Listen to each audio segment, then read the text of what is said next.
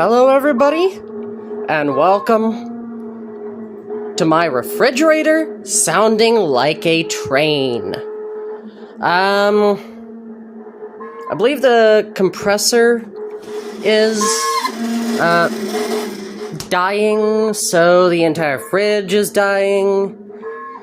They said it would be better to get a new one rather than repair this one.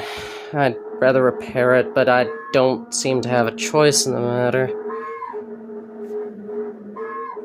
Had this old fridge since 1999, thereabouts, and, well,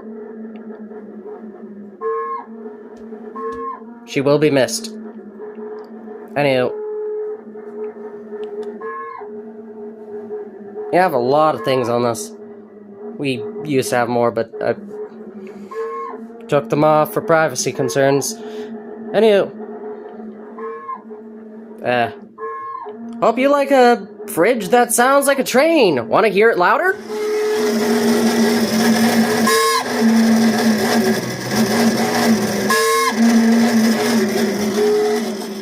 There you go. See you.